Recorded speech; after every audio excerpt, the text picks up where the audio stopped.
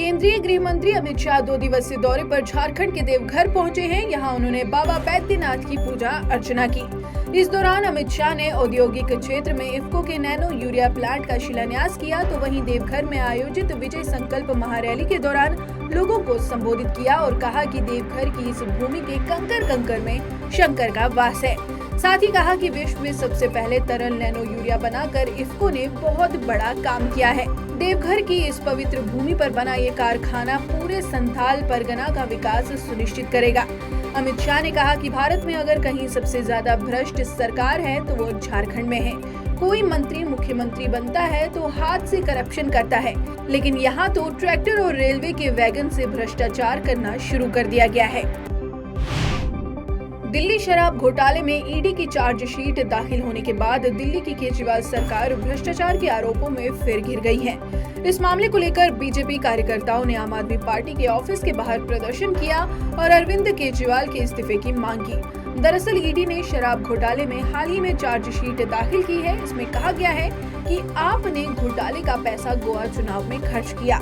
वहीं इस प्रदर्शन में विधानसभा के नेता प्रतिपक्ष रामवीर सिंह विधूड़ी, प्रदेश कार्यकारी अध्यक्ष वीरेंद्र सचदेवा और महामंत्री कुलजीत सिंह चहल भी मौजूद रहे। इस दौरान प्रदेश कार्यकारी अध्यक्ष सचदेवा ने कहा कि केजरीवाल में नैतिकता हो तो ईडी की चार्जशीट में नाम आने पर इस्तीफा दें। आम बजट पेश होने के बाद प्रतिक्रियाएं भी सामने आई हैं। ऐसे में बजट पर सवाल उठाने वालों की शंकाओं पर केंद्रीय वित्त मंत्री निर्मला सीतारमण ने जवाब दिया है। वित्त मंत्री ने एक प्रेस कॉन्फ्रेंस में कहा कि 2 टैक्स सिस्टम के जरिए सरकार लोगों को ज्यादा विकल्प और बढ़िया विकल्प दे रही है। लोगों को टैक्स बचाना है तो वो पुराने टैक्स सिस्टम को छोड़ सकते हैं और नए टैक्स सिस्टम में आ सकते हैं। सरकार ने उनको ज्यादा विस्तारित ऑप्शन दिए हैं और लोगों के पास ये चॉइस है कि वो किस टैक्स रेजिम में रहकर मैक्सिमम बेनिफिट उठा सकते हैं।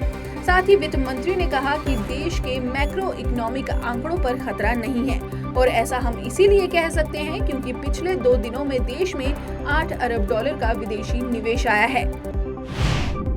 मध्य प्रदेश में एनआईए और एटीएस ने प्रतिबंधित संगठन पॉपुलर फ्रंट ऑफ इंडिया यानी पीएफआई की लीगल विंग के महासचिव वाजिद खान को गिरफ्तार किया है। एटीएस ने उसे भोपाल से गिरफ्तार करने का दावा किया है। जांच एजेंसियों की टीम ने जब आरोपी को पकड़ा तब उसके परिजन पड़ोसियों ने पुलिस की गाड़ी पर पथराव कर दिया, जिससे गाड़ी के शीशे भी टूटे हैं। एटीएस ने बताया कि वाजिद खान 2017 से पीएफआई की legal wing national confederation of human rights organization से जुड़ा है। कोर्ट ने उसे 8 फरवरी तक के लिए जांच एजेंसी को सौंप दिया है। भारत अब अपने हर दुश्मन पर कड़ी नजर रख रहा है। अपनी ताकत में और वृद्धि करने के लिए भारतीय सेना अब 850 स्वदेशी नैनो ड्रोन खरीदने का प्लान बना रही है। भारतीय सेना की ओर से मिली जानकारी के अनुसार सेना चीन समेत उत्तरी सीमाओं के साथ साथ एक फास्ट ट्रैक प्रक्रिया के माध्यम से आतंकवाद विरोधी अभियानों के लिए ये ड्रोन खरीदेगी।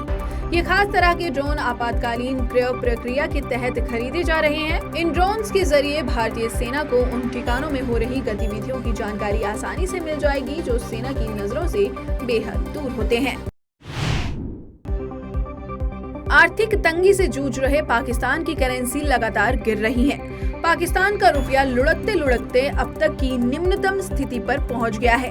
अब पाकिस्तानी रुपए की कीमत $1 के मुकाबले 283 तक जा पहुंची है। स्टेट बैंक ऑफ पाकिस्तान के अनुसार इंटरबैंक मार्केट में पाकिस्तानी करेंसी 276.58 रुपए प्रति डॉलर के निचले स्तर पर बंद हुई। ये रिकॉर्ड निचले स्तर पर चली गई।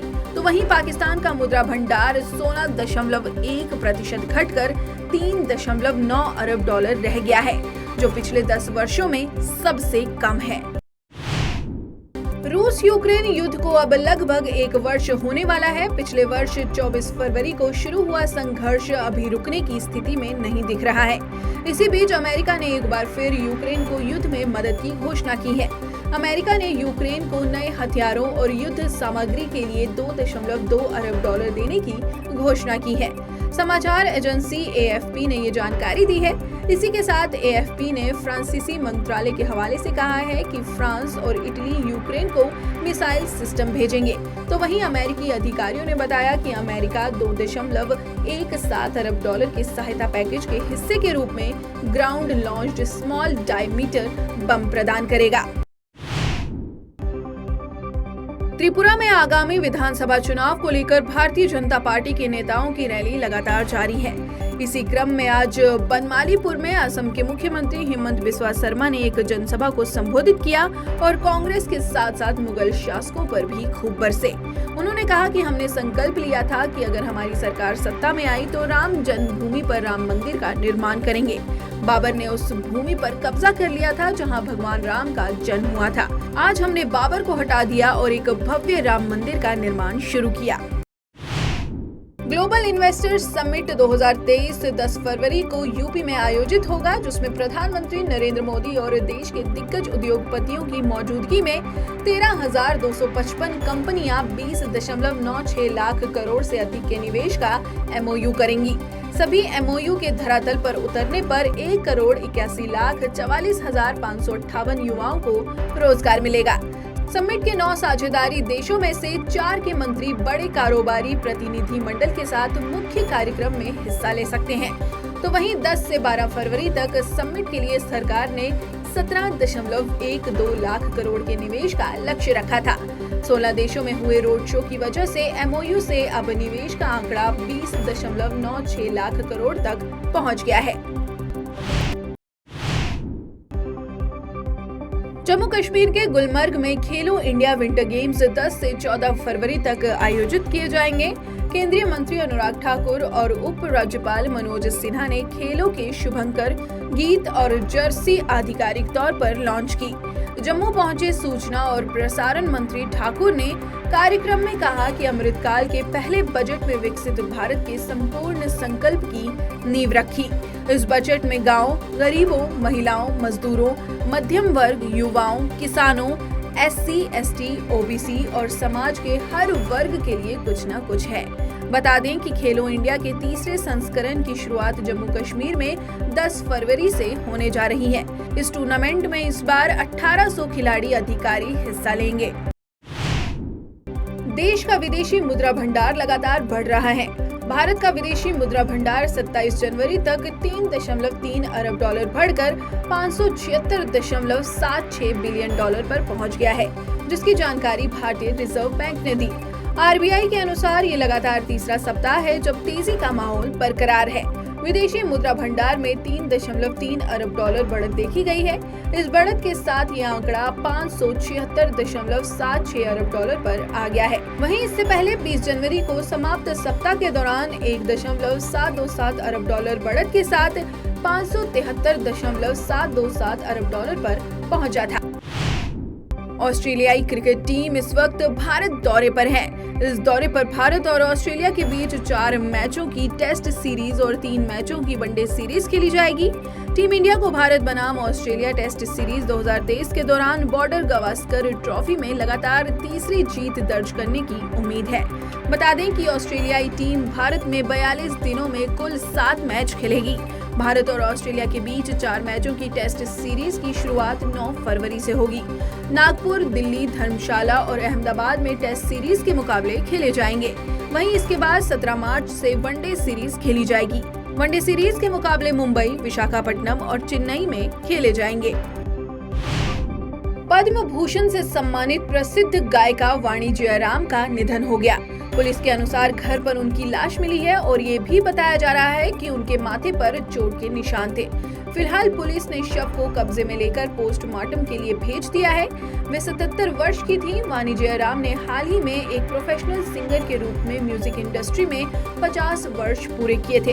वो अपने करियर में 10,000 से ज्यादा गाने रिकॉर्ड कर चुकी थी। बता दें कि इस बार गणतंत्र दिवस पर भारत सरकार ने पद्म भूषण से उन्हें सम्मानित किया था। देश में यूटिलिटी व्हीकल का शौक और मांग बढ़ रही है। इनकी बिक्री में लगातार बढ़ोतरी हो रही है। 2022 में बिकी हर 5 कारों में से 2 एसयूवी रही। ऑटोमोबाइल एक्सपर्ट्स के अनुसार वर्ष 2023 में भी ये ट्रेंड बढ़ने के संकेत हैं। इस वर्ष जनवरी में देश की लगभग सभी कंपनियों के यूटिलिटी व्हीकल की बिक्री में उछाल आया है। बीते माह टॉप 5 कार कंपनियों की एसयूवी की बिक्री औसतन 42% बढ़ी है।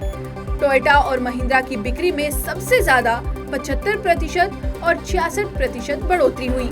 मारुति की एसयूवी की बिक्री भी 33% बढ़ गई। टाटा मोटर्स के मामले में ये ग्रोथ 18% रही और हुंडई की एसयूवी की बिक्री 14% बढ़ी। दरअसल अब लोग 300-500 किलोमीटर का सफर अपनी कार से करना चाहते हैं। इसके लिए एसयूवी ज्यादा कारगर है।